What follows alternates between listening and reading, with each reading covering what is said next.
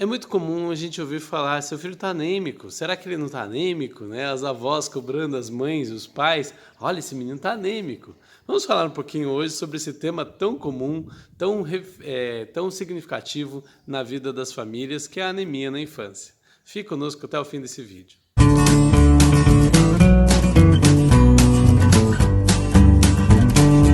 Olá a todos, eu sou Fausto Carvalho, médico pediatra, escritor, e hoje nós vamos falar sobre anemia na infância. Né? A anemia na infância é um tema bastante recorrente, o que volta sempre no consultório, que a gente vê com muita frequência ainda.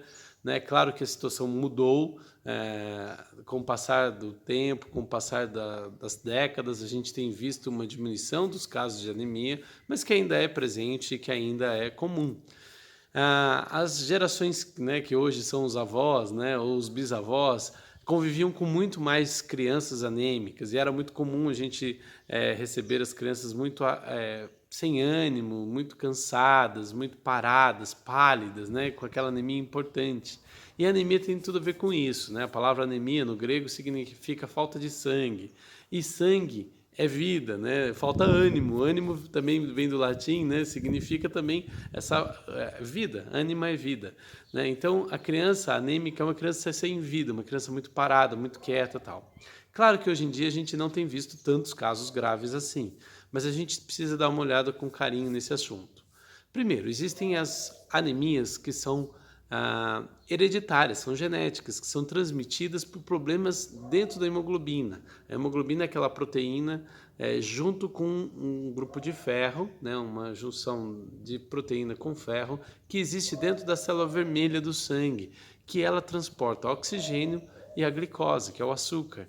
Então são as duas coisas importantes. Nossas células elas funcionam, são uma usina movida por açúcar e oxigênio. Se falta oxigênio, se falta açúcar, a gente diminui o funcionamento e vai parando, como uma indústria quando não tem os seus recursos também. Então é assim que funciona, por isso que a criança anêmica ela não tem a vida.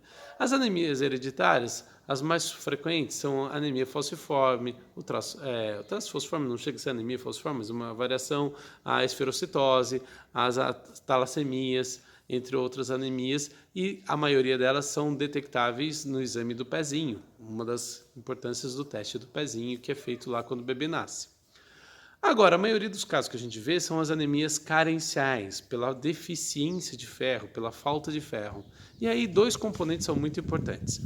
Um componente é a falta de alimentação com nutrientes com ferro, especialmente os feijões e a família do feijão, né, as leguminosas ali que são feijão, grão de bico, ervilha, lentilha, as verduras verdes escuras, brócolis, couve, espinafre, rúcula, a beterraba, né, que na verdade tem mais ferro até no talo do que da própria polpa ali da beterraba, que é muito conhecida. O pessoal acha que por ser vermelha ela é rica em ferro e não é verdade. Mas também na ingestão das proteínas de origem animal, especialmente as carnes vermelhas, né, os miúdos, o fígado, né, os miúdos do frango, que são ricos em ferro, os peixes escuros, como anchova, sardinha, tem ferro. Enfim, a baixa a ingestão desses alimentos realmente pode levar a criança a ferro. E a segunda coisa, que eu acho que é que a gente mais nota hoje em dia no consultório, no posto de saúde, no dia a dia, é o uso inadequado do leite.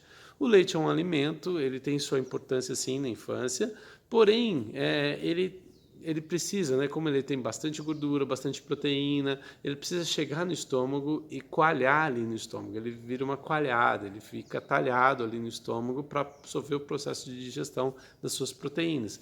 E esse processo é lento, né, de pelo menos 2 horas e meia, 3 horas, para daí esvaziar o estômago. E quando esvazia, nesse processo como ficou ali, se eu tenho algum alimento com ferro, ele acaba não sofrendo uma digestão legal e esse ferro acaba passando reto, ele vai embora sem ser absorvido. Até porque o cálcio e o ferro, eles meio que competem e o cálcio ele é absorvido mais facilmente nessa estrutura do leite. Então, por isso é importante que pai e mãe não dê leite próximo das refeições. O ideal é que a criança 2 horas e meia antes, até 2 horas e meia depois do almoço e do jantar, tenham apenas a refeição, não tenham nada com leite. Porque senão não adianta você dar lá fígado, couve, espinafre, feijão, achando que seu filho está sendo super bem alimentado e na sequência ele tomar um pouquinho de leite, nem que seja pouquinho. A tendência é coalhar ali no estômago, essa proteína demorar um pouquinho para fazer digestão, o ferro passar batido e o cálcio ser absorvido. Então fica aí a dica para você, se você não sabia disso, compartilhe com mais pessoas, né? Não deixe de se inscrever no canal e estar aqui às terças e sábados às 15 horas, temos vídeos novos sempre. Até mais!